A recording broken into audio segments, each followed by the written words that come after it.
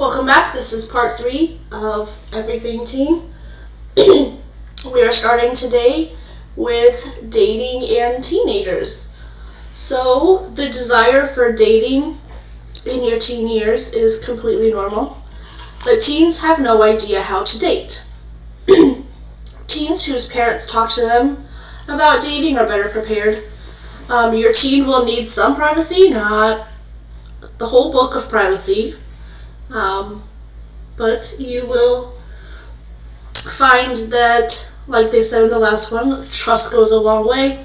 I know when I was dating as a teen, I was allowed behind closed doors with boys, but I'm pretty sure my grandma sent my little sister in every so often to make sure we weren't doing anything we weren't supposed to be doing, but I was a good kid and I didn't do that. And your teen will also need ongoing guidance. Teen dating is the practice for adult dating, so set them up for success. Talk to them about healthy relationships, what that looks like, and consent, and all of the things that they're going to need to have a healthy and successful relationship. I would like to add that, I don't know, when I was a kid, like, dating started at, 13, serious, oh, you're my boyfriend, let's see if we can get our parents to go to the movies, and now it kind of starts at, 11, 10 or 11, and so thinking about being realistic about when you start talking to your kids about things, because if you're talking to your 14-year-old about dating, chances are they've already dated someone in some sense. My 9-year-old comes home and says he's got a lot of girlfriends, so. But it's definitely different between teenagers who have more freedom than children who don't necessarily have all the freedoms that teen life will permit. Yeah, but teens are also really good about creating places to do things that are not permitted. So, also talking to them earlier also allows you to get your view on how things should be. If we don't teach our kids, social media and their peers will. So if you have a differing opinion than what's a societal norm right now, then you want to make sure you're talking to them about those things.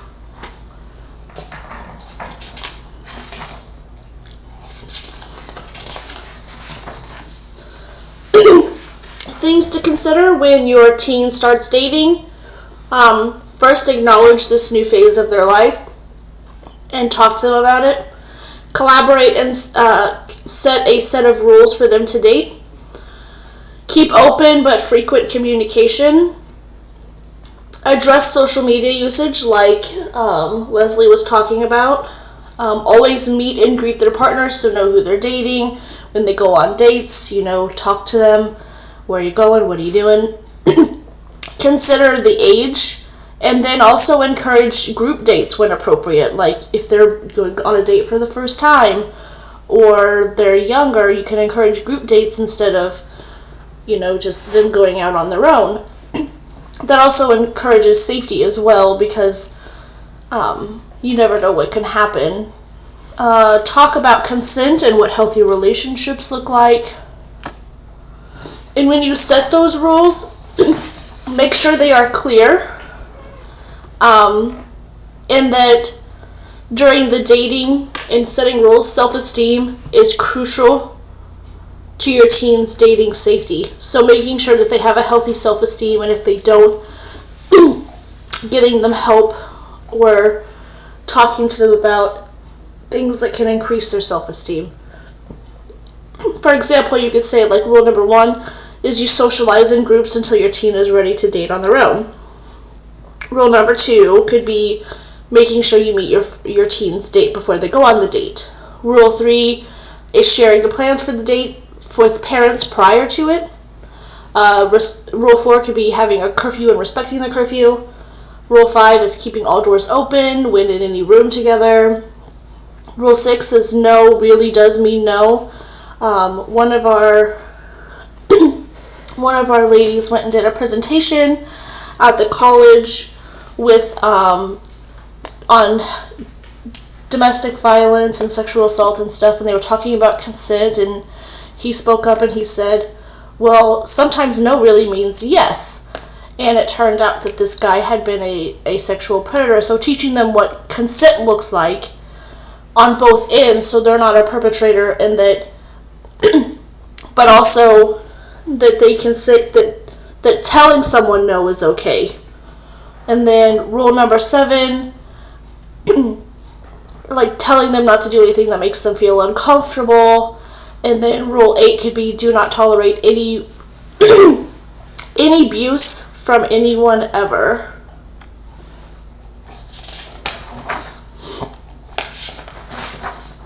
Talking about sex with our teenagers or children. So giving when we're talking to them, we need to be giving them facts about reproduction, including details about intercourse. And doing this does not rob them of innocence if we're doing it in a manner that is age appropriate. If you feel squeamish or inhibited about broaching the subject with your teen or child, reflect for a moment about your own attitudes towards sex. Don't wait until your child everything about sex and relationships or anything like that in a single intense marathon session. That's going to be a lot of information. They're not going to be able to absorb all of it. So doing it little by little throughout their entire lives, and even if you have to reiterate something, just like we do in this program, we tell you like 1,000 different times how to do something. We do. And it's in smaller sessions. In many instances, you will be giving information on a need-to-know basis, like when they're asking questions. So what if your child asks you a question that you can't answer? You'd be like, I don't know, honey, let's look that up together, or let me look that up and get back to you. Admitting that you don't know something is okay. Teaches your kids you're human too. But following up with that question later, once you do know the answer, is important, because they have that question, and they're gonna continue to have that question, and then if they have the ability to look it up themselves, they will do so and probably gain false information or information that you don't want them to have access to. Plus, anytime we're looking up information about sex, it's going to take them down a rabbit hole that you probably do not want them to jump into. Exactly. X-rated material. Yeah, we don't want that. Here's a video on tips for talking to your teens about sex.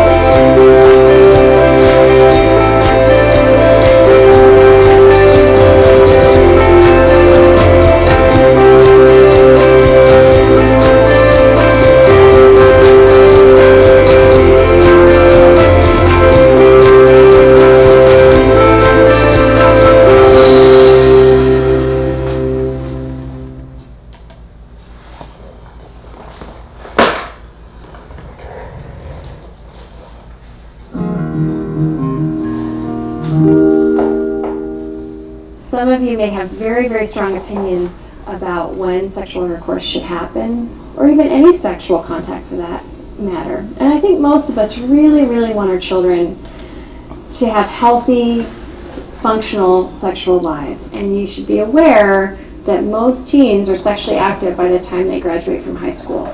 So if your child is in high school, it's highly likely that at least half the kids they know in high school by their senior year have had sexual intercourse. So if you don't have these conversations with them, somebody else is. So you have to be aware that if you want your child to learn what your values are, you need to start early, and you need to be helping with that discussion and not leaving it up to other people. So I think one strategy is, if you don't feel comfortable divulging all your family secrets, is to say, your father and I really believe that the healthiest sexual relationships occur in the setting of marriage or in a long-term committed relationship. And we feel like that's the best odds for you to have a healthy, happy sexual life.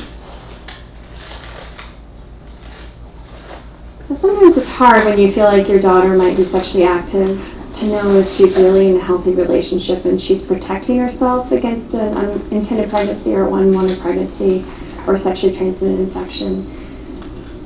Whether or not you like this person, I think you can always say to your daughter, look, if this is someone who really, truly cares about you, you should absolutely feel comfortable enough with this person that you can safely ask them to use a condom every single time, and it shouldn't be an issue in your relationship at all. And I think most parents need to be aware that the odds of their child using a good form of birth control are fairly contingent on their ability to help them with that.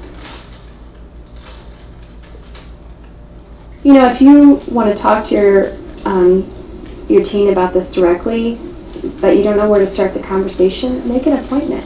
Come in and see a physician. Because many of us are very comfortable having those conversations with both of you in the room, and then we may ask you to leave the room, have a private conversation with your teenager, and see what their needs are, and then give the teenager an opportunity to talk with you about it. There's a pretty good chance, if you think your child might be sexually active, that your child may actually want the opportunity to talk to you about it and just doesn't even know how to start the conversation.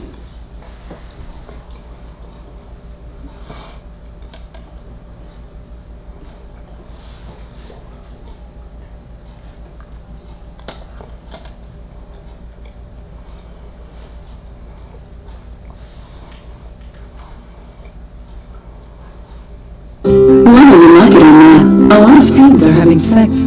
By the age of 19, 7 out of 10 have had sexual intercourse. But parents of sexually active teens can make a difference. Teens who have a good relationship with their parents and get guidance about sex actually use condoms more and take fewer risks than other teens. Here are a few tips on talking with your teen.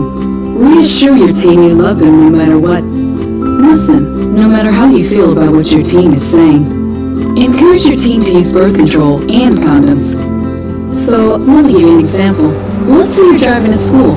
You could say something like, hey, I know you and Jamal are getting pretty serious. Can we talk about it tonight when you have some time?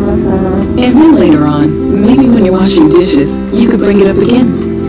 First of all, I want you to know that I love you, and nothing will ever change that. And it seems like you and Jamal are good for each other. I'm pretty sure you and Jamal are having sex. Thank you for being honest with me. If you're gonna keep having sex, I want to make sure you're being safe. What are you guys doing to prevent pregnancy and STDs? Are you using condoms? Good. I hope you use them every time. Now, if you continue having sex, there's also birth control you can use with a condom, and that'll keep you even more protected from pregnancy, and the condoms can protect you from STDs. Tomorrow, let's make an appointment for you. I can go with you if you want. It's definitely not okay with me if you two are doing all you can to protect yourselves. I know both you and Jamal have big dreams for the future, and I wouldn't want anything to mess that up. See? You can do this. Try it yourself with your own teen. You can make a difference. Text Talk to Teen to 69866 to let us know what you plan to do. Need more help? Visit PlannedParenthood.org/parents or check out one of our other videos.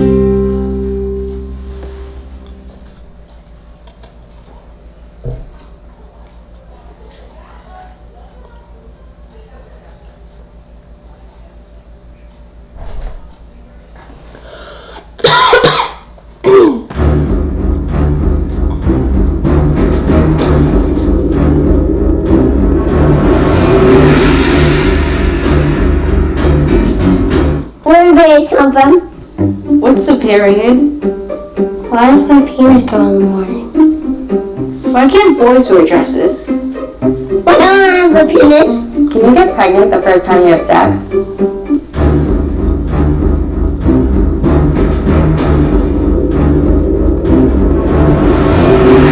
Why get boobs? Boobs.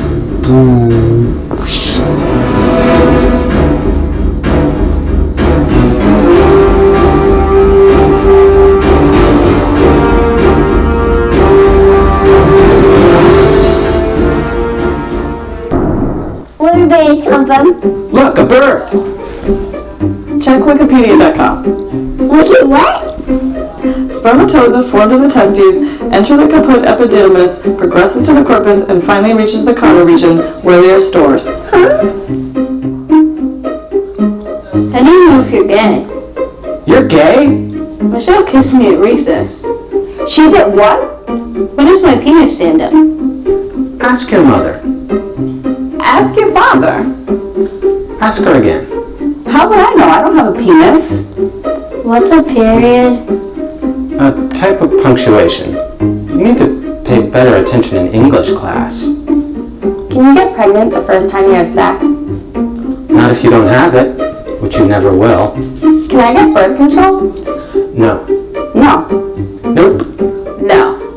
No, no, no, no, no. Did you have sex at my age?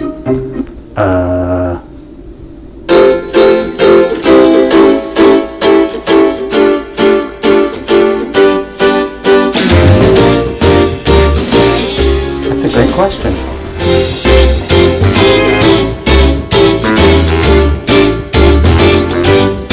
Can you tell me what you already know about that?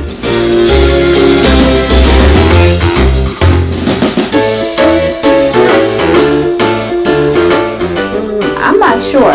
Let's look that up.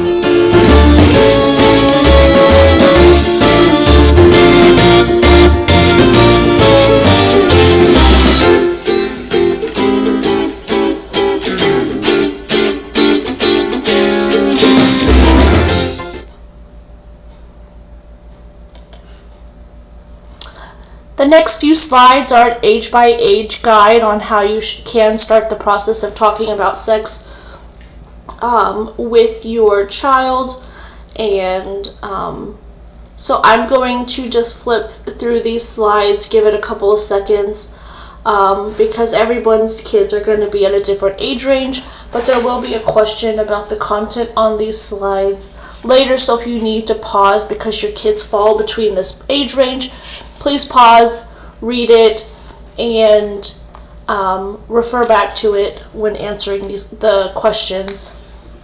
So this is birth to age 2.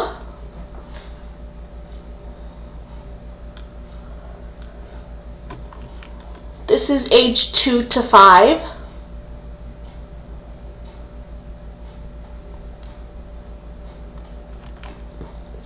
Age 6 to 8.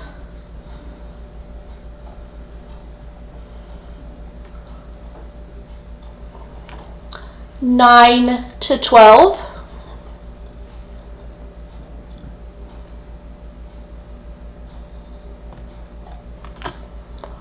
And finally, teenager.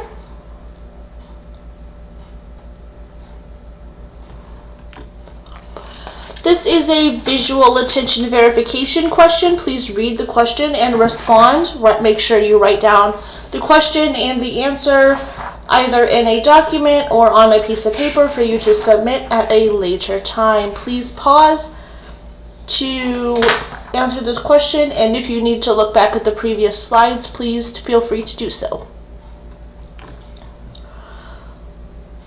So the do's and don'ts about talking about sex. Do talk about sex early and often. Do avoid sexuality conversations that are all don'ts. Don't do this, don't do that. That goes along with positive communication.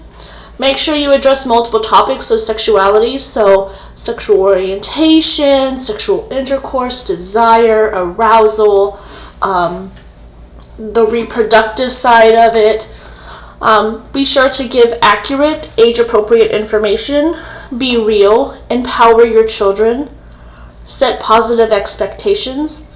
Use the media for examples and information. Be a good role model of a healthy relationship. Listen to them. Ask them questions. Keep it generic. And with examples, you don't have to tell them like things you know about other people or about your own sex lives. Like nobody wants to think about their parents or their caregivers doing the dirty. And be clear that safety, whether it's birth control, protection, saying no and respecting consent, having a healthy relationship is not negotiable, because if any of those things start to sound like they're problem areas, that you're ultimately the guard dog and you can shut it down. Also, like, not putting them on birth control will not keep them from having sex. It will just put them in more danger. And so, as a person that has like a strict, like, no sex before marriage kind of mindset, dealing with my 15-year-old niece and the things that she's going through as far as like exploring those types of things, I would prefer her to be on birth control and not have a baby. Because I can't prevent. Just no parent can prevent their kid from having sex. All they can do is like be open and try to help them do it in the least harmful way possible. I was about to say the most harmful. We don't want harm. In the healthiest way possible. Thank you. Like that video said, whether we want to think about it or not, we all want our children to have healthy sex lives. And unfortunately, like, statistically, it's starting younger. Like, 13 and 14-year-olds are having these types of issues. And so not addressing it leads them open to predators, sexual assault, not understanding consent, all sorts of harmful things that can happen. It's not easy having these conversations because they're your baby. I understand that. But to protect them the best way possible, you have to be open and honest. Yes. The don'ts about talking about sex is don't discredit their feelings of love when it comes to sex. And don't abstain from educating your own children because you know that other people will do it for you. Like the schools. So, what to do if you find out your teen or child is sexually active? Emotionally distance yourself from that situation because it's probably going to be very heated, very emotional.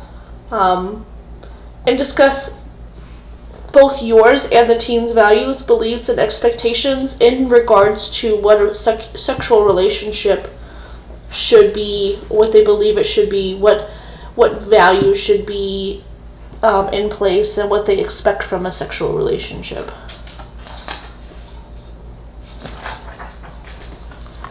Which leads to sexually acting out.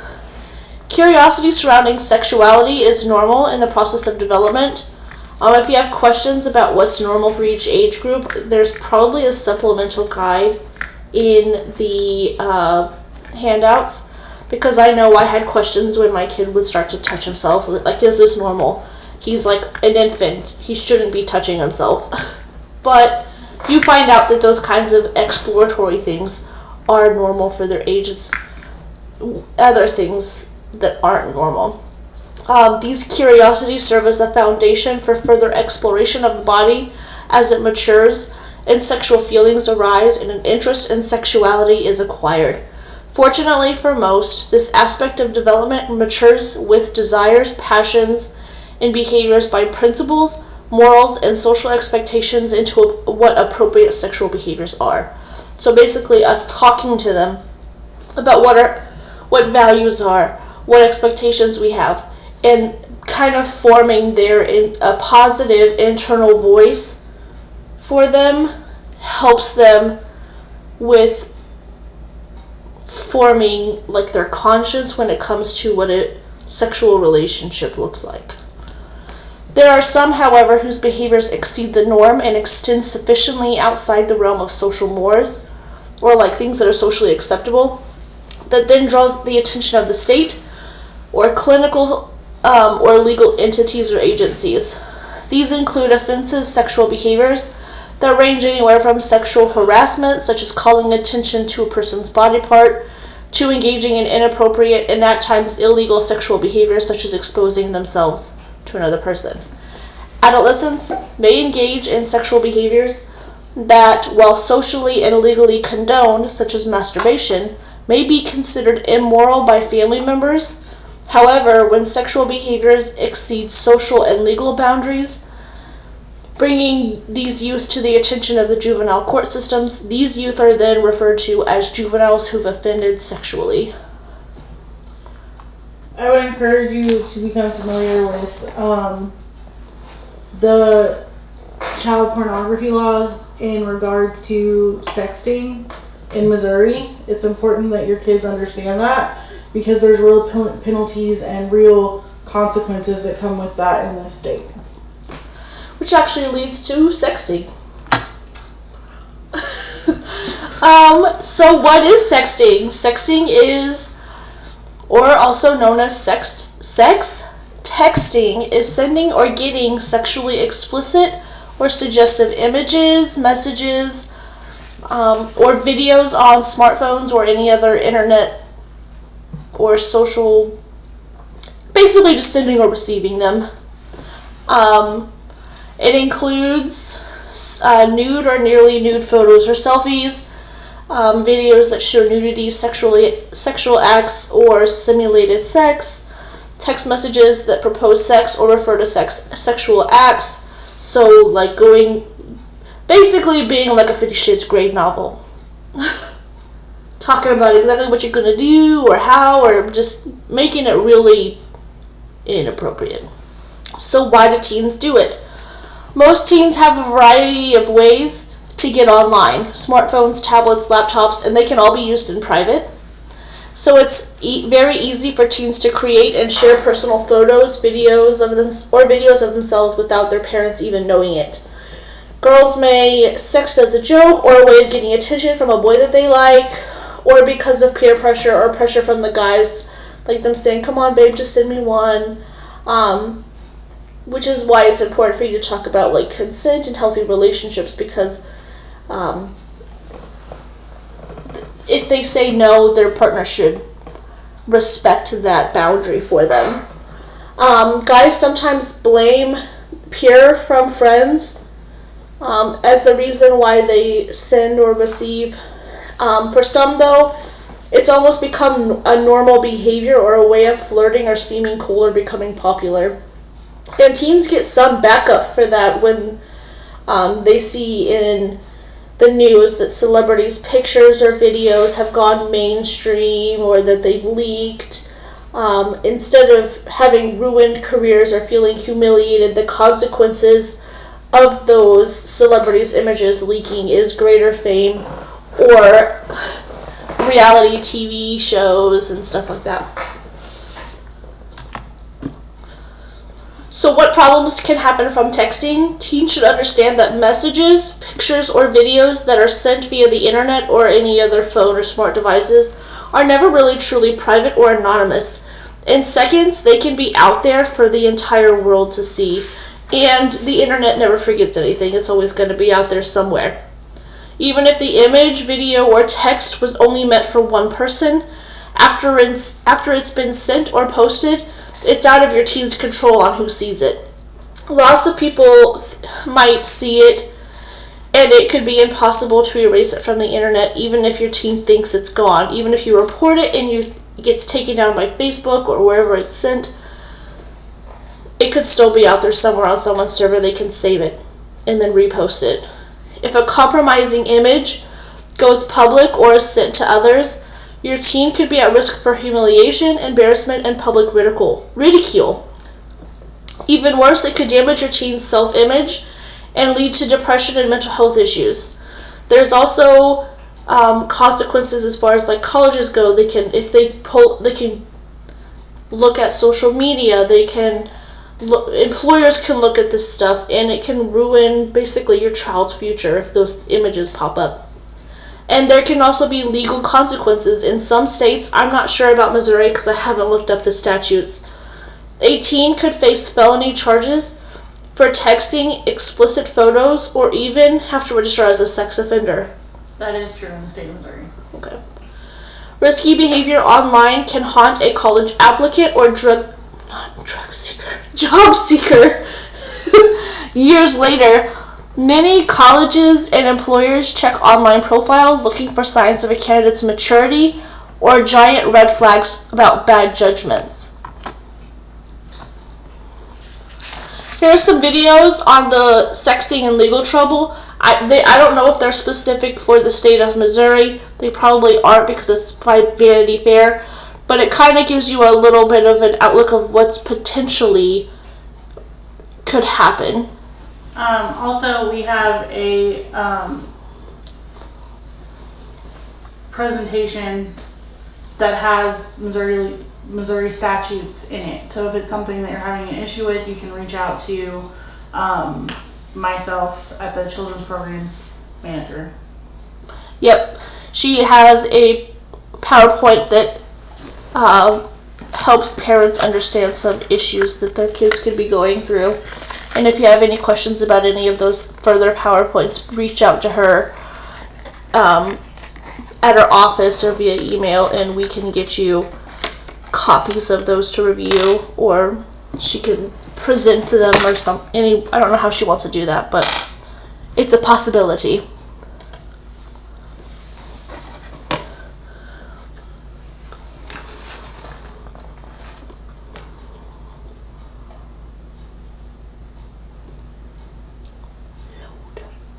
Boys, tip, never send a dick pic that's not hard. Gross.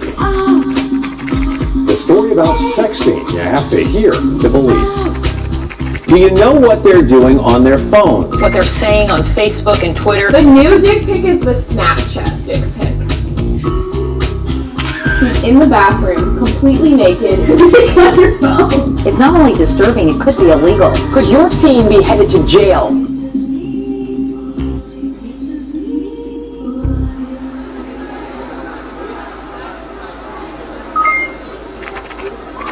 Is sexting a problem in the schools?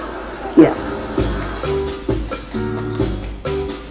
Sexting is sending, receiving nude images. Whether it be the breast, the vagina, the penis, or whatever, they text it to another individual's phone. That's sexting. If you're 13 years old, you take a picture of your vagina and you send it to someone, you're actually distributing child porn.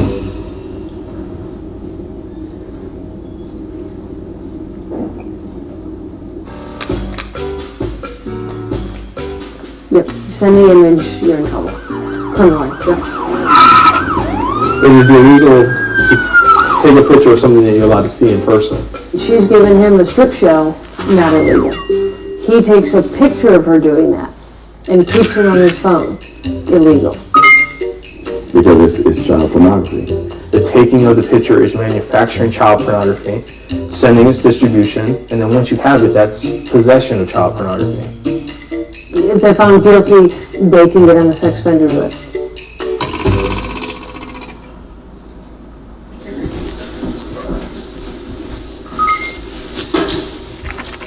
My girlfriend and I were on the Spanish trip. My girlfriend came down to my room, and one thing led to another, and we did not know that the videographer was outside my room, and he was videoing us having sex. The videographer was, videoing and then calling play-by-play to the 4 or 5 kids that were in the room next door. And we don't even know the dialogue, so he could be pointing out things that might cause that individual to be insecure. They could poke fun at performance. We don't even know. There were nicknames for it. People would call it the Batman video, having to do with the sheets, and pulling the sheets up or something like that. And so you've got people walking by going, "Yeah, Batman," that's... Or making a cake gesture. I mean, it was just horrifying, the amount of people who saw it. As little James sent a picture to Bob's little Billy over here, he decides that he's going to go show his buddy Eddie. He shows little Eddie what he has, and little Eddie says, "Oh, send it to me." And once they hit the forward button, because what 12-year-old wouldn't hit the forward button, and send it to his best 30 friends, and then it's completely gone. In looking for a comparison, maybe with an illness or disease to what sexting is today, AIDS? Yeah, is that what? AIDS? Yeah.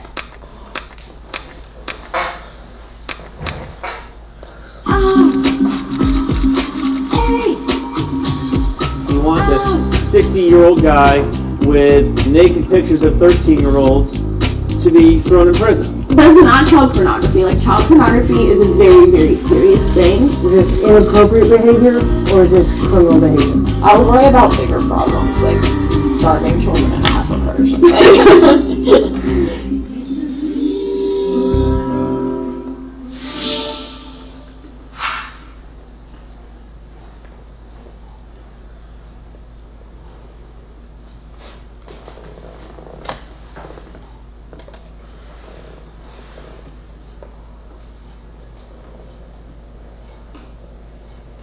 They call it sexting, teenagers using cell phones to send nude or semi-nude pictures to a girlfriend or boyfriend.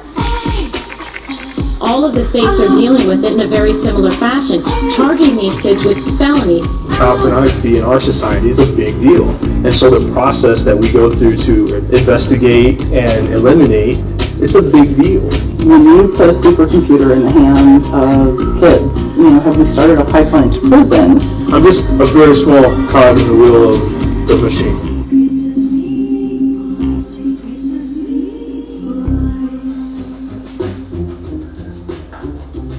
Ultimately what happens is, kid who sent the picture originally, they'll come to a school employee, a counselor, a principal, a teacher, and they'll say, help me.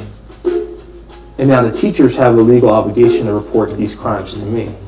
It will be investigated like a regular possession of child pornography case.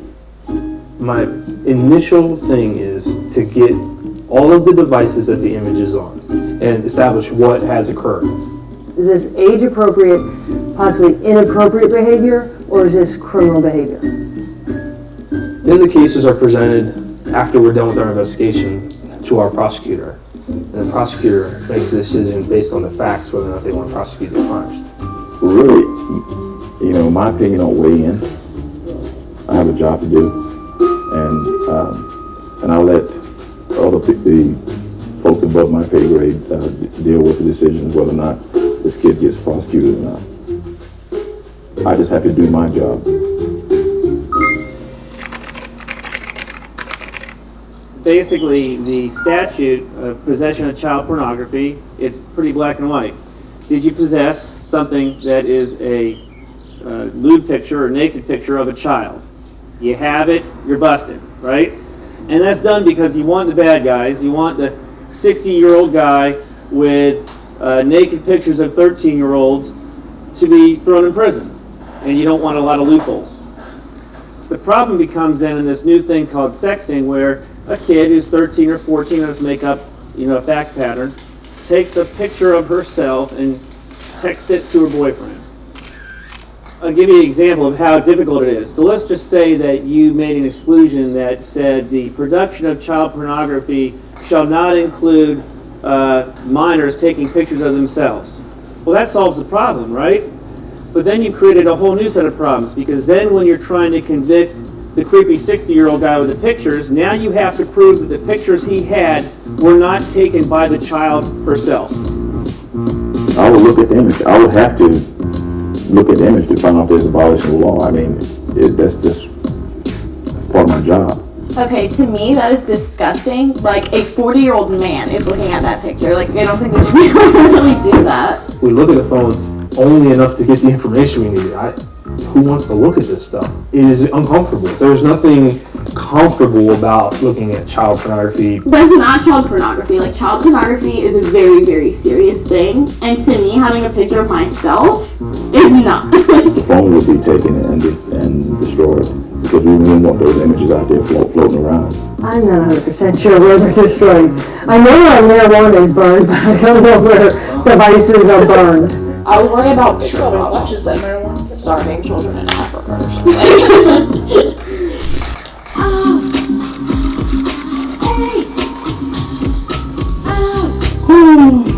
Great, here we go. It's very difficult for us to... Because of the video, I lost friendships. I lost a relationship with a girl who I'd been with for 2 years. My grades suffered, my GPA dropped, everything has gone to hell. The kids all know not to do this. The last thing we want to do is to create a loophole for child molesters. This this is not actually an epidemic or a problem. She's getting up in the middle of the night, checking on her son, making sure he's not swinging from a belt in his closet. This is more of a joke. The involuntary nature of this situation is like he's been raped.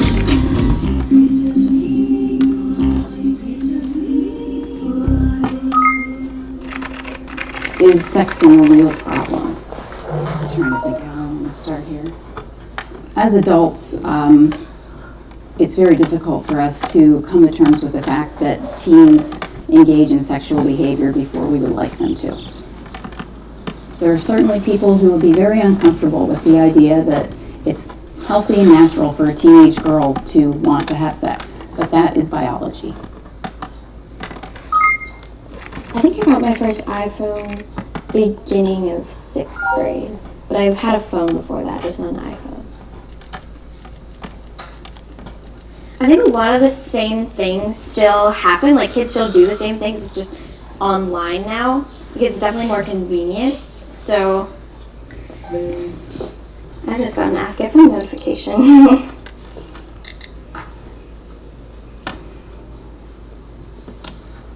Let's see.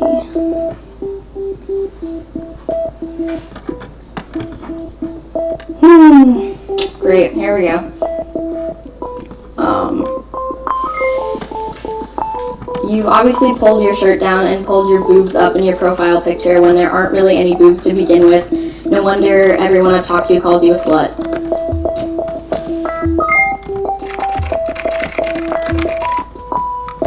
The student, 2013 is not the student, from 1993 or 2003 for that matter. They're probably much more sophisticated sexually than students were 20 years ago. I've had a student tell me that they would have anal sex because they're still a virgin. That's not something I would have heard when I was in high school. I don't even know if I knew what that was. That's not something that I would even thought of. Would you have thought of that? My personal opinion, in case anybody cares, is that if a boy takes a picture that he got from his girlfriend and then puts it on the internet, he deserves to be convicted of a crime of distribution of child pornography, and the punishment would be sex crime registry, yeah.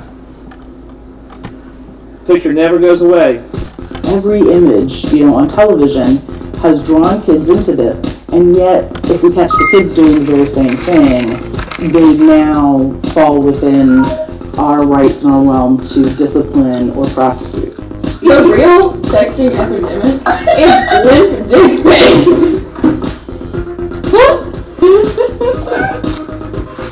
I think you have to ask people who rifle through cell phones, what purpose does this serve?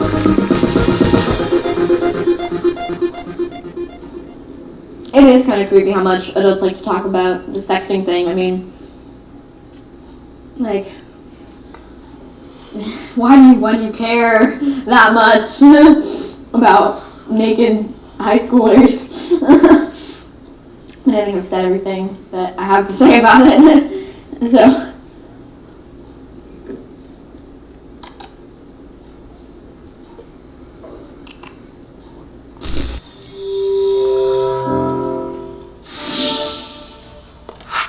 So that kind of shows you one teenager's opinion on what sexting is like, opposed to one who's been negatively impacted by one. But Leslie would definitely have more information on what the laws look like for sexting in Missouri, and also there's such thing as the age of consent. So what that looks like if your child is talking about having a sexual relationship. Whether or not they can give consent depends on Missouri statutes and the law and their age. So reach out to her if you would like more information on that. So, can you prevent sexually acting out? This is a common question asked by concerned parents, is how they can prevent their child or adolescent from engaging in sexually offensive behaviors. And the answer to can I do this, can I prevent it, is yes. If parents are willing to invest in their child before he or she ever begins to occupy themselves in sexually offensive behaviors, that is how you're going to prevent it. By developing a positive and open home environment where adolescents feel safe approaching the parents with their concerns and questions while remaining calm when talking to them. So even if they say something that upsets you, being able to take a time out if you need to and remain calm when you address it, but also open and honest and listening effectively before responding so that you know what your child is asking, because they may start here but ends up going 10 different directions before. It's like a word problem in math. They try to trick you, throw you off. Family members need to understand and eventually adopt a set of principles that will guide their decision making. Parents who teach principles that they themselves adopt and role model, such as honesty, trust, integrity, morality, chastity, fidelity, and self-mastery through expectations, rules, and behaviors, helps the adolescent put an armor on, like a suit of armor, that will protect the child in a society that floods the airways and media, TV, movies, video games, music, with sexually implicit and explicit information. Sexual content is everywhere, from rated PG child's Disney movies to like rated R stuff. So even if your kid can't pick up on those cues because they don't have the cognitive ability to pick up on them, it's still there. You can also help adolescents organize these principles into a mission statement of some sorts, which will serve as their personal day-to-day motto, such as the same like Boy Scout motto, like be prepared. So something they can tell themselves if they find themselves in a bind. Teach adolescents how to use the principles to make effective decisions when faced with difficult choices, and give them possible situations that they may encounter, and help them use principles to decide how to deal effectively with some scenarios. Be an adolescent's primary source of sexual education. Put aside any fears that you have about talking about sex aside. Pick up a book or an article and read and learn how to present the information to your child in an age-appropriate manner, because I'm going to be honest with you, we've done presentations at schools, and some schools, they because of the parents or because of the board or the teachers or whatever, they're only allowed to teach certain things. And so they're going to get a more full picture of what you want them to know and what sex and relationships is like if you are the one telling them about it. And monitor in a positive way and considerate manner what movies the child or adolescent should watch, the video games they should play. Should they really play Grand Theft Auto where they're beating a hooker to death? And activities that they are involved with with their peers, jokes that they tell and that suggest insensitivity to sexuality. I know one thing that I know a lot of kids do is they use the word gay as meaning stupid, so they could just throw that out like, oh, that's gay. And so teaching them that stuff like that is insensitive and inappropriate.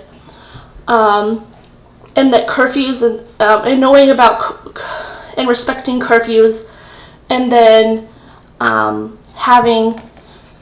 the signs of substance use or even abuse of drugs or alcohol, but also the signs that your child could be going through, like teen dating violence. And encourage your children to be good family members and good community citizens. Also, I would encourage,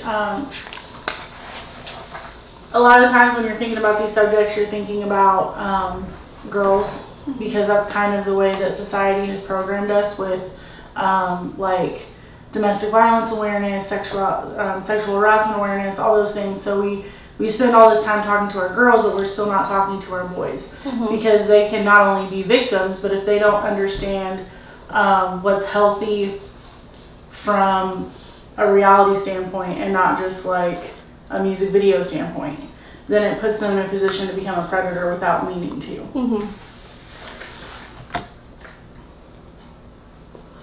Teens and alcohol use. Teens try alcohol for a variety of reasons.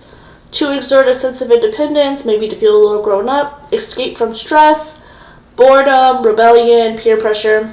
But they tend to do so without fully recognizing the effect that alcohol could have on their health and any other negative effects that it could have. 40% of teens do not perceive any risk in having 1 or 2 drinks nearly every day. As a parent, we often hold tremendous influence over whether or not our child decides to drink.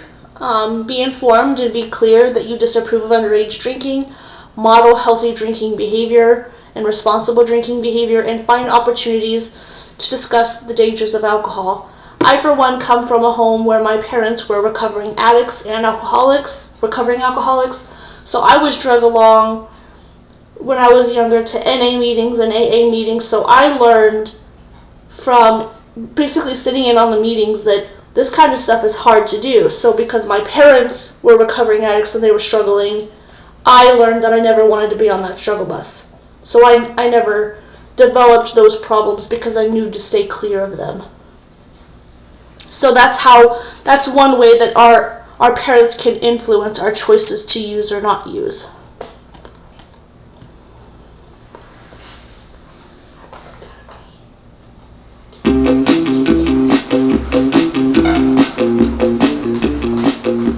Adolescence is the transition from childhood to adulthood, encompassing a period of major physical, emotional, intellectual, and social change. Our brains also change considerably during this time. The developing brain is a learning machine, and from when we're born, it grows enormously as we learn more and more about the world. This means we end up with billions of connections in our brains, but many of these pathways are either too slow or not needed. It's during the teenage years that our brains are renovated, whereby most of these unnecessary connections are removed or pruned away. At the same time, the connections that are kept are insulated to allow for faster communication across the brain, a process called myelination. Pruning and myelination occur gradually over the teenage years and are greatly influenced by our experiences and interactions with the outside world, including the alcohol and drugs we choose to take. Let's take a closer look inside the brain. The frontal lobes take the longest to develop. By about 25, they've become your centre for decision making, helping you to plan and organise, focus your attention, control your mood and behaviour, and solve day-to-day problems. The temporal lobes are like an information processing centre that builds your library for sounds, speech, learning and memories. The cerebellum integrates your senses, helping you to balance, control and fine-tune your movements. The hypothalamus is involved in many functions, including the release of hormones that help regulate your temperature, hunger, thirst and sexual development. And the brainstem is like the final checkpoint for information going to the body from the brain and vice versa. Alcohol affects the teenage brain differently to the adult brain because it's still developing and not all areas are fully operational. How you feel when you drink alcohol can be an indication of the damage it's doing to different areas in your brain. Alcohol affects the frontal lobes first, making you feel relaxed and reducing your inhibitions. This means you may talk more freely, act loud or rowdy, or do foolish things you later regret. As you continue drinking, your brain starts slowing down, reducing your ability to concentrate, make good decisions, and control your emotions and impulses. This means you might do things you otherwise wouldn't. In the hypothalamus, alcohol blocks the hormone that tells the kidneys to reabsorb water. This means more water is lost as waste. Reducing the amount of water available to the brain makes you dehydrated, which explains the headaches and body aches you may experience the next day, otherwise known as a hangover. Alcohol's effect on your cerebellum is evident when you lose your balance and fall over, or have difficulties with standing and walking. This is why injuries are so common when people are intoxicated. Drinking alcohol particularly affects a part of the temporal lobe called the hippocampus, which enables us to form new memories. Alcohol interferes with the transfer of information from short-term memory to long-term memory. So if you drink heavily over a short period, you may experience a blackout, meaning the next day you can't remember what you said or did. Drinking at a level that causes blackouts means you're also much more likely to do something you wouldn't usually do, and your friends may not be aware of how drunk you really are. During your teenage years, you need to look after your brain to keep it healthy just like other parts of your body. Our scientists are learning more about the brain all the time, and research has shown that the damage alcohol does to the developing brain is not only short-term, but may be permanent. Look after your brain. It's the only one you've got.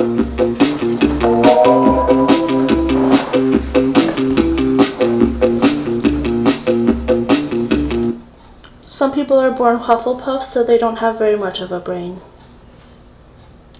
Moving on.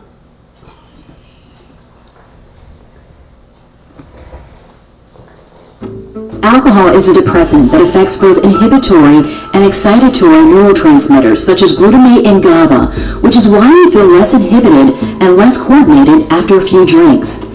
Alcohol's effects on the brain may also cause slurred speech, poor judgment, confusion, slowed reaction times, worsened motor performance, and blurry vision. Teenagers who drink are even more susceptible to alcohol's negative effects because their brains are still developing. Two parts of the brain that are particularly affected by alcohol during the teenage years are the hippocampus and the prefrontal lobe. The hippocampus plays a pivotal role in learning and memory formation. Studies of adolescents show that heavy and extended alcohol use is associated with a 10% reduction in the size of the hippocampus. It also shows that the function of the hippocampus is uniquely sensitive to alcohol at this age, and that alcohol may be poisonous to its nerve cells, damaging or destroying them. As a result, teenagers who regularly drink have difficulty creating new, lasting memories or recalling information.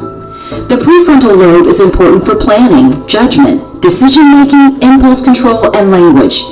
This area of the brain continues to change during the teenage years and into the early 20s. Research with heavy drinking adolescents show that these young people have smaller prefrontal lobes than young people of the same age who do not drink. While research tells us alcohol can damage the developing brain, it is not clear how much alcohol it takes to do this. So avoiding alcohol during the teenage years is certainly the safest choice. If you or a loved one is suffering from alcohol addiction or abuse, call our helpline today and take your first step to a healthier life. So the risks of underage alcohol use: most underage drinking, 90% of it at least, is in the form of binge drinking, and it's people ages 12 to 20 that drink about 11% of all the alcohol consumed in the U.S.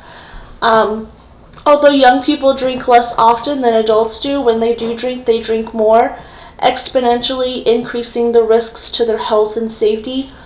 Drinking impairs judgment and can lead to poor decisions about engaging in risky behaviors that puts themselves and others at risk. Each year, about 4,358 young people die in alcohol-related deaths as a result of underage drinking, such as car crash, homicides, alcohol poisoning, suicides, drowning, falls, burns. Other important risk factors to consider to help your child or son or daughter understand is that teenage brains are more vulnerable to the effects of alcohol. Research shows that the teen brain doesn't fully develop until age 25. We talked about that in the first part of This Everything Teen.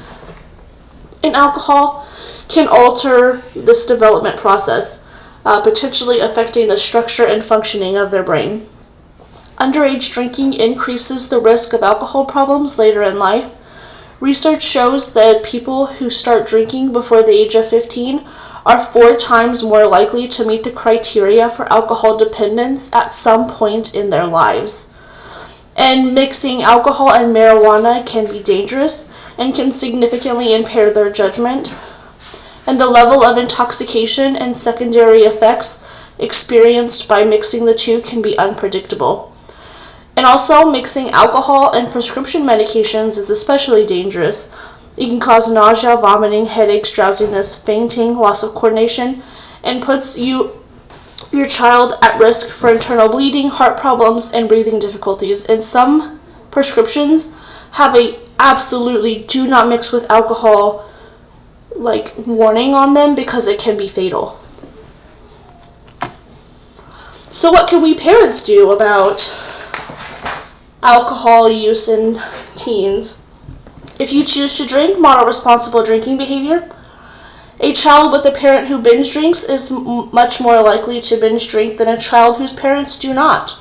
Try to avoid sending unintended messages, such as if you always drink when you're celebrating something, you're showing them that they have to have a drink every time they're celebrating something.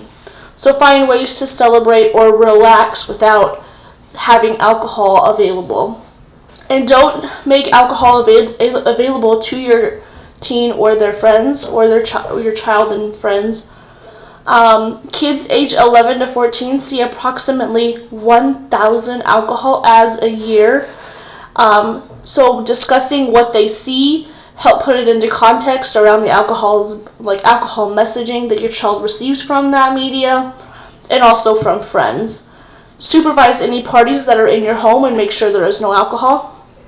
Also, if your child is socializing at someone else's home, know where he or she will be, even make sure that you know the parents, make sure that the parents have the similar expectations, like that alcohol and drugs won't be available to the child. Assure your child that he or she can call you to be picked up whenever needed, just to make sure they're not driving under the influence of anything, putting them at further risk for hurting themselves or others, or that they're not being driven home by a friend who's under the influence. Create a contract establishing rules about drugs and alcohol, and foster regular, productive, and healthy communication, which we talk about in week 2. Moving on to teens and drugs. So set the stage. Take a deep breath and set yourself up for success by creating a safe and open, comfortable space to have this conversation with your child. If they're under the influence when you want to have this conversation, hold off until they are sober. Get on their level, literally. Make sure there's no distractions, smartphones, anything like that. Set goals, and try to put your own panic and anger and emotions aside. Establish a good connection, stay calm, keep focused, watch your voice, watch your language. Even your body language counts. Listen as much as you talk. Try not to be defensive. Focus completely on your child. Put yourself in the child's shoes. Keep an open mind. And recognize when you don't have the energy to be a good listener anymore, because then the conversation's going to take a downfall in effectiveness.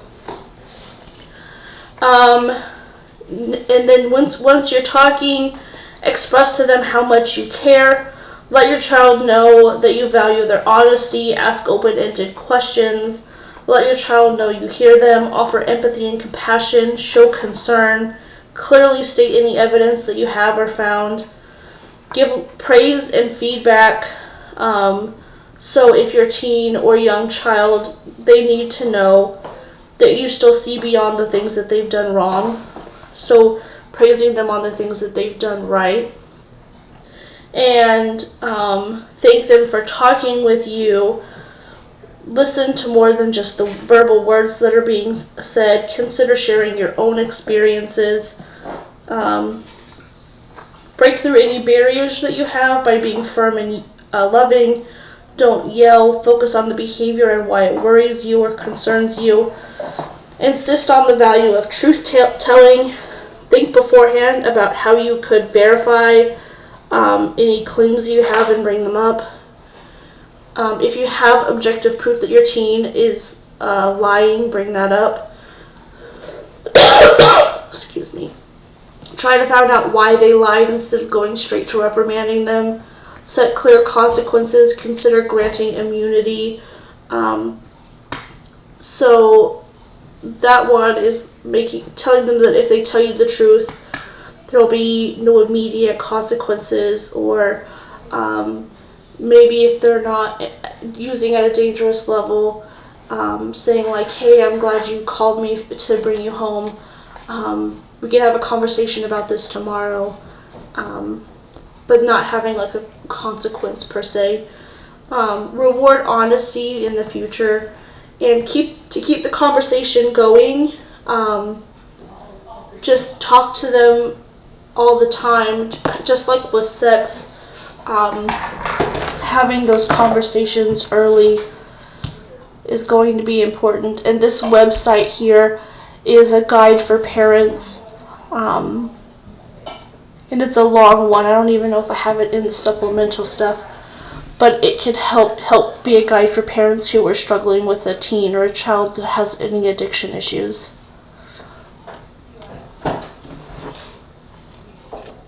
I think that talking about risk factors for drug abuse can be really difficult. And that's just because there are so many different factors that feed into it. And also, I don't want to put too much emphasis on any one cause. I don't want to demonize any one thing. So I want to say right off the bat that there is no one thing that can lead to drug abuse or addiction. Instead, there are numerous factors that relate to each other in complicated ways. And I also want to mention that the presence of any or even all of these risk factors does not actually guarantee that an individual will become addicted to any substance, or will even use it all. Alright, well, with all of that said, now I am going to talk about some risk factors for substance abuse. So things that seem to correlate with substance abuse later in life. And we're going to talk about biological risk factors, psychological risk factors, and sociocultural and environmental risk factors. And let's start off with the biological factors. We know that if a child has a parent who abuses substances, they are more likely to abuse them as well. And this, in combination with the fact that identical twins have more similar rates of addiction than fraternal twins, seems to imply that there could be a genetic component to addiction. This is also supported by the fact that adopted children tend to resemble their biological parents more than their adopted parents, in terms of addiction rates. But even if genetics are involved, even if someone can have a genetic predisposition to substance abuse, this does not guarantee that a person will develop a substance abuse problem. Instead, it might make them more vulnerable to having one. Another biological risk factor has to do with the D2 receptor, which is a type of dopamine receptor in the reward circuitry of the brain. Some studies suggest that individuals with fewer D2 receptors might have a higher risk of addiction than those with a typical amount of receptors. We know that many substances are associated with an increase in dopamine within the reward circuits in the brain. And we also know that the body tries to counteract the effects of drugs through downregulation. So over time, the body will take away dopamine receptors if too much dopamine is present. And this would stop an individual from feeling pleasurable experiences, both when they take the drug, meaning that they'll have to take more to get the same high, but also in basically everything else in their life. And you can see how all of this would be particularly bad for individuals who had fewer D2 receptors to begin with. Having fewer receptors might also explain why individuals seek out drugs in the first place, because it takes more stimulation for them to naturally get a reward signal. Another biological risk factor for addiction has to do with comorbidity, meaning that individuals with certain psychiatric disorders might be more likely to have substance abuse problems as well. One of these disorders is attention deficit hyperactivity disorder, ADHD. And this actually makes a lot of sense to me, because individuals with ADHD tend to be impulsive. And as we will talk about later when we talk about psychological risk factors, impulsivity in general seems to be a risk factor for addiction. Other disorders that can sometimes go hand in hand with addiction are anxiety disorders and depression. And we're not entirely sure why this is the case, but some researchers have suggested that it might be because these individuals are trying to self-medicate for their conditions. However, we should also remember that this is a correlation, and even though we might be tempted to conclude that mental disorders lead to substance abuse, that might not be the case. It could be that substance abuse leads to mental disorders, or perhaps could trigger mental disorders in those who have a genetic predisposition. Or maybe both mental illness and substance abuse problems could be generated by a third factor, maybe some genetic vulnerability for both. Either way, it's important to keep in mind when we discuss all of these risk factors that correlation does not imply causation. Now let's move on to psychological risk factors. One thing that tends to get asked a lot is if there is such a thing as an addictive personality. And the answer is kind of. While there is no one single personality trait that causes a person to become addicted, researchers have identified a number of personality traits that seem to be present in many individuals with substance abuse problems. One of these is impulsivity. And I don't mean that in a fun, let's drop everything and go to the beach kind of way. When we talk about impulsivity here, we mean an inability to control oneself, the inability to inhibit one's actions even when faced with negative consequences. This is also sometimes referred to as behavioral disinhibition. Another component is sensation seeking, the need to seek out high levels of external stimulation and new experiences, so a constant need for new, more thrilling things in life, things like skydiving or extreme sports or trying novel foods. Risk sensitivity also plays a role. So individuals who focus solely on the benefits of the experiences without thinking about the risks, or maybe failing to see how the risks might apply to them. The last personality factor that I want to talk about is neuroticism, or being abnormally tense and anxious and sensitive to stress. And these individuals might be at risk because they might attempt to minimize their stress reactions through self-medication. There are other psychological factors that can play a role that aren't personality traits. For example, we also know that individuals who tend to score high on aggression tests, so individuals who have feelings of aggression and aggressive behaviors, who also tend to act out at school or at home, they also seem to be at a higher risk of developing addiction later in life. Age can also play an important role. People who begin using substances as adolescents have a much greater chance of having a substance abuse disorder later in life.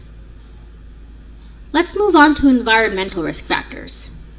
And here especially, it is important to keep in mind that the presence of any one of these factors does not guarantee that a person is going to use or abuse substances. Instead, we are looking at a pattern of environmental factors that might make an individual more vulnerable to addiction. And one of the most important environmental factors seems to be the presence of stress in an individual's life, both childhood stress as well as current stress. And we know this both from examining the lives of those individuals who have substance abuse problems, as well as from a number of animal studies. Animals who are placed in stressful environments tend to self-administer more substances than animals who are not exposed to stressors. And when we talk about stressors, we mean a lot of different things. Some of them might be family-related. Children in families with marital instability tend to have a higher risk, as are individuals who suffer abuse, whether that be physical or sexual or psychological. And before we talked about how evidence from family, twin, and adoption studies all seem to show that genes play a role in developing addiction, but it is also possible that there might be an added environmental effect as well, in the form of modeling and imitation. So if a child watches a parent drink or use other substances as a coping mechanism, they might be more likely to model this behavior for themselves when they face stressors in adulthood. Lack of family involvement and family supervision also seems to increase the risk for substance abuse, as does not having a close family bond between an individual and their parents and their siblings. The friends an individual has can also play a role. If a friend group approves of substances and uses them, an individual is more likely to start. And this might be true for a number of reasons. One is that we make friends with people because of shared interests, and so we might hold things that our friends believe in high esteem. Another reason is social facilitation. Substances are often consumed in a group setting, and so they can serve to enhance social bonds. We have not mentioned it yet, but of course, peer pressure can also play a role. Individuals might be pressured into using substances by their peers, either directly by them saying that the individual should use those substances, or indirectly, by giving the impression that it is or will be an important part of peer bonding. The community an individual is in can also play a role. There is a higher concentration of substance abuse within low SES communities and communities that are faced with poverty. Those who lack education and don't really have an employment history seem to be at the greatest risk. But I want to point out something important, which is that while there might be more substance abuse within these low SES communities, there isn't necessarily more substance use. It could be that those in impoverished communities lack the safety net, things like education and strong support networks and financial stability, that keep those in higher SES communities from moving from use to abuse. The availability of substances can also make a big difference. When substances are available, people are more likely to use. And the type of drug can also make a difference. Those with a fast rate of administration, so those that are injected or snorted or smoked, are more likely to be abused than those that are ingested orally because they take effect faster, because they produce a faster high, a faster reward. And this causes the brain to form a stronger association, which might make it more likely that they will crave the drug again in the future. These substances also fade faster, which also makes users more likely to use again to continue the high. And you might think that all of these environmental factors are less important than some of the biological and psychological factors that we talked about before. But I want you to know that this just isn't the case. And so I want to take a minute to talk about a study that highlights how important they are. You might be familiar with studies that show that a rat alone in a cage with access to drugs will basically use continuously, sometimes neglecting food and water. But I want to point out that these rats are left alone in a cage with literally nothing else to do. And so they're in an environment without a lot of other options except for using the substance. And to figure out what effect this might be having on the studies, some researchers built what was called the rat park, which was a large cage filled with lots of engaging toys and fun things to play with, things like balls and tunnels. And it also had the best rat food that they could get, and it had lots of rats all living together, all with access to the enriching food and activities. Basically, it was rat paradise. And wouldn't you know it, even though the researchers made drugs available in Rat Park, the same way that they were made available in experiments with a solitary rat in an unstimulating cage, the rats in Rat Park didn't abuse substances, and for those few rats who did use, it was in much smaller amounts. And this is absolutely incredible to me, and I still remember how shocked I was when I first learned it. And even though it's really hard to compare animal models to human models, I think it's important to consider what this might have to say about human substance abuse. So we've talked about biological risk factors, psychological risk factors, and environmental risk factors. But I want to note that even though I've discussed them separately, these three things are actually interconnected. Certain environmental factors might put an individual at a greater risk for drug abuse, but it is only when those things are combined with biological and psychological predispositions that they would start to take effect. Or saying that a different way, individuals with a biological predisposition and certain psychological traits might only be at risk if they're placed within certain environmental situations.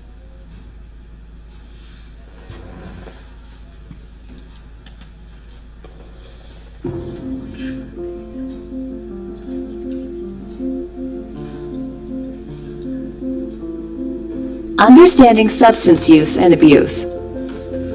Misuse of substances like alcohol and drugs is a growing problem in the U.S., and teens and young adults are most at risk, with half of all new drug users being under the age of 18, and 1 in 5 high school students having abused prescription drugs. Additionally, 1/3 of high school students currently use alcohol, 23% use marijuana, and 22% use all forms of tobacco combined. Decision-making in teens involves a chemical called dopamine in the brain's reward center. Dopamine helps transmit signals in the brain that make people feel happy. The number of brain receptors interacting with dopamine is higher in adolescence than at any other time of life. That means that when a teen is exposed to a reward, such as a compliment, the reward center reacts more strongly than it would for an adult. Also, being with friends increases the sensitivity to rewards and makes the already sensitive reward system even more sensitive. Feeling rewards more strongly and responding more intensely to what peers may think means that there are biological reasons for why teens sometimes decide to do things with their friends that they would never do on their own. This can be positive by encouraging friends to take on new challenges, but it can also lead to dangerous decisions such as drug and alcohol use. Drug use and abuse can contribute to harmful short and long-term health risks. In fact, drug abuse can have long-term effects on a developing teenage brain. MRI scans of the brain have shown that people who have been using drugs for a long time have a smaller prefrontal cortex than people who have not been using drugs. The prefrontal cortex is the area where decision-making occurs. Drug use can result in poor grades, memory loss, and social problems. A lot of us have an idea about what a person dependent on drugs looks like. However, anyone can suffer from this type of addiction. Addiction doesn't depend on income, job, age, race, or color. It is a disease of the brain that can happen to anyone. Drug dependency is when a person consumes alcohol or drugs regularly, despite the fact that it causes issues in their life and relationships with others. Get help if you need it. Encourage your friends to get help too. If you or someone you love is struggling with drug use or abuse, call 1-800-662-HELP or visit www.easyread.drugabuse.gov.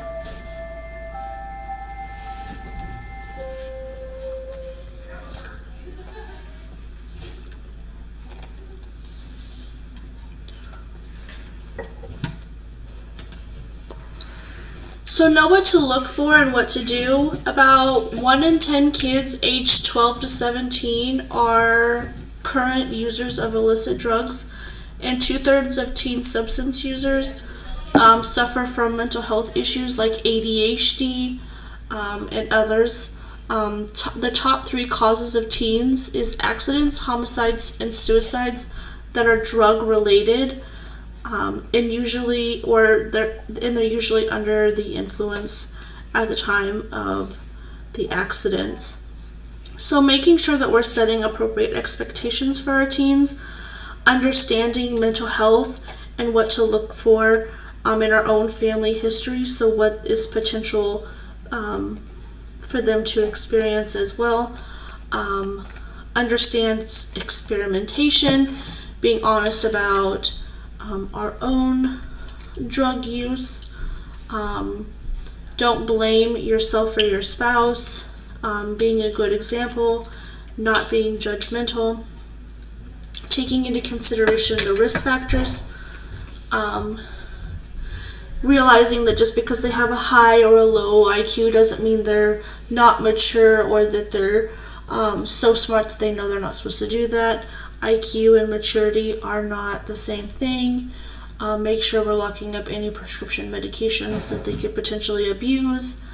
Like I said before, considering family history, being able to notice any changes in the teen, getting help when needed, and talking to the teen about safe driving, whether it's driving under the influence or texting and driving, any of those things. Just talking about safe driving in general is a smart idea.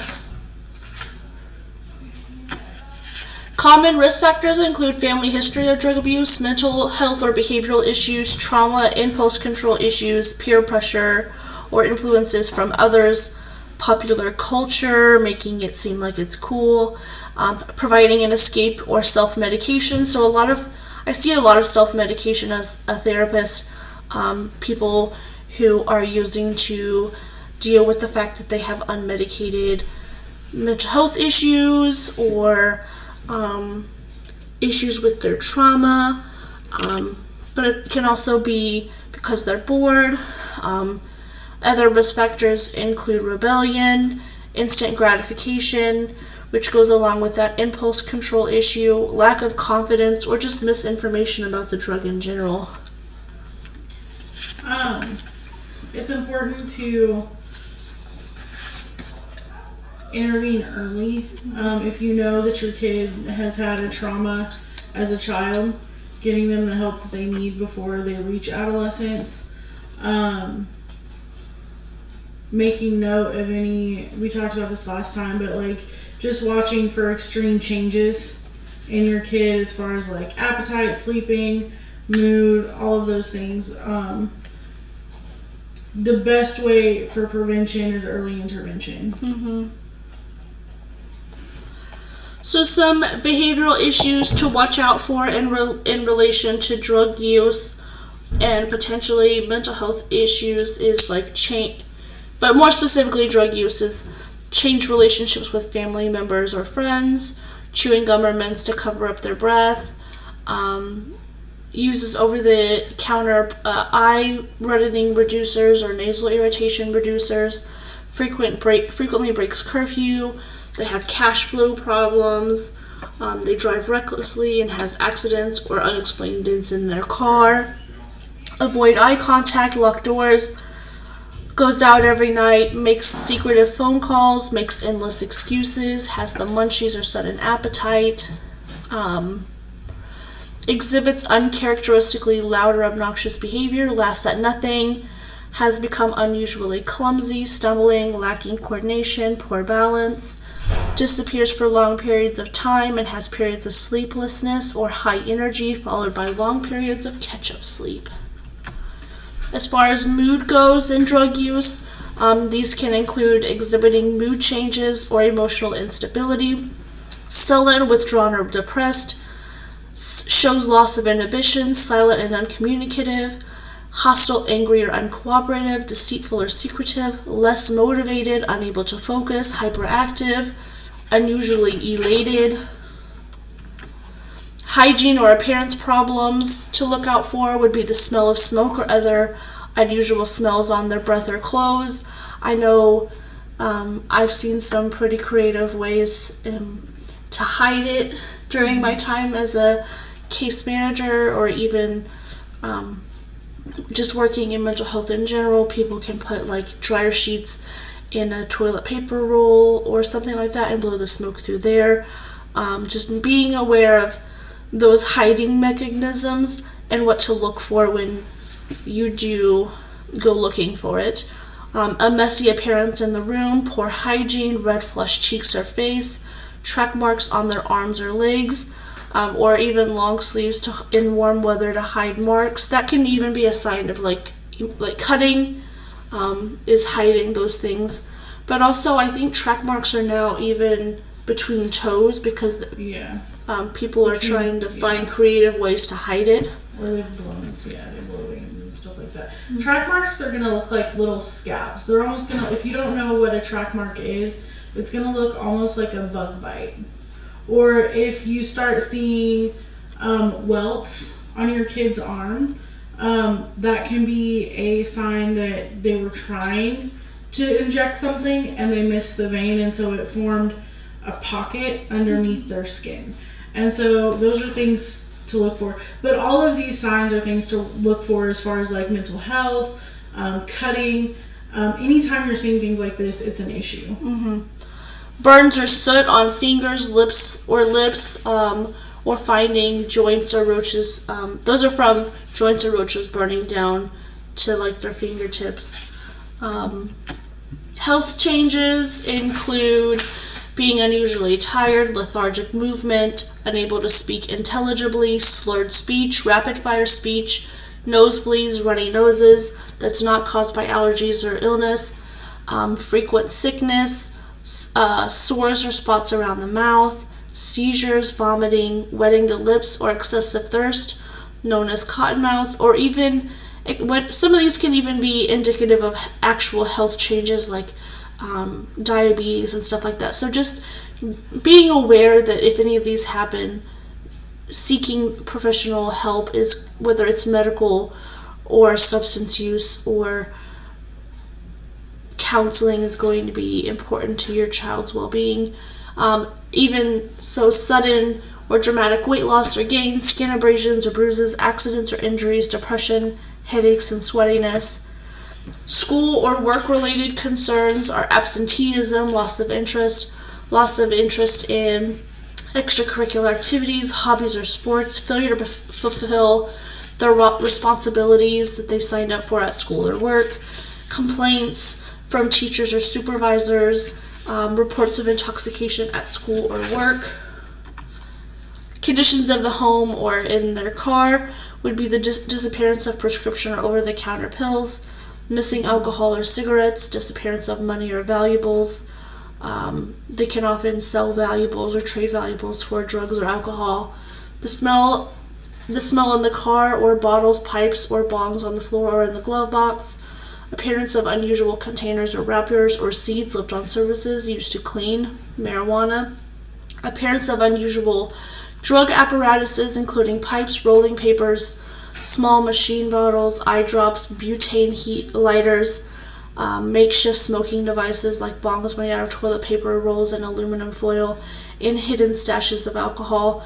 Just because you don't see any of these, though, doesn't necessarily mean that drug use isn't happening. One example of how my family differed, like me and my stepbrother differed in the way we approached drug use because our parents were recovering addicts. I avoided it. My stepbrother was introduced into the world of drugs, and he even used Bible pages to roll joints and smoked them off of that, because teenagers can be crafty people and they will find a way to use if they want it.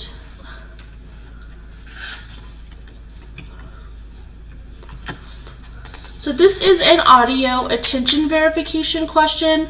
What are some, at least 5 warning signs from any of those previous slides, no matter what the category is, whether it's home conditions, hygiene, school and work, it doesn't matter, what are 5 warning signs that your child or adolescent could be using drugs and or alcohol? Please write the question down and your answer in a document that you've created to turn in at a later time. Pause here if you need to. So, will this ever be over? Good news is, the slideshow is almost over, but raising a child is going to be forever. And teenagers, especially in the teen years, is going to be for a long time. Your kids are going to hate you. There are literally books on mothers who have struggled with their teenage girls who just hate them. But as kids progress through their teen years, you'll notice a slowing of the between the highs and the lows of adolescence, and eventually they'll become an independent, responsible, and communicative young adult. So remember the motto of many parents with teens: we're going through this together and we'll come out of it together. Some common mistakes that we can make while raising teens is expecting the worst. That's where that self-fulfilling prophecy is going to come in that we talked about a few weeks ago. Reading too many parenting books, especially when it's conflicting information, and you're just like, oh my gosh, what do? You're tearing your hair out because it's like overload. Sweating the small stuff, so making mountains out of molehills, and then ignoring the big stuff and letting the big stuff just slide underneath everyone's radar. And then ineffective discipline can be one mistake as well, which is why we teach discipline before we teach about teens. And then also unhealthy communication can be a contributing factor to mistakes that we can make while raising teens, which is, if you have any questions, refer back to week 2. Here we are going to go to the Google Classrooms and take the class quiz, the overall quiz. Make sure all of your assignments and stuff are turned in, take the class participation satisfaction survey, and there will be 2 more weeks in the Google Classroom on family dynamics and creating a healthy and safe environment. But there's also going to be 2 additional optional weeks, one on domestic violence and one on sexual violence and the effects on children and families. I will see you later.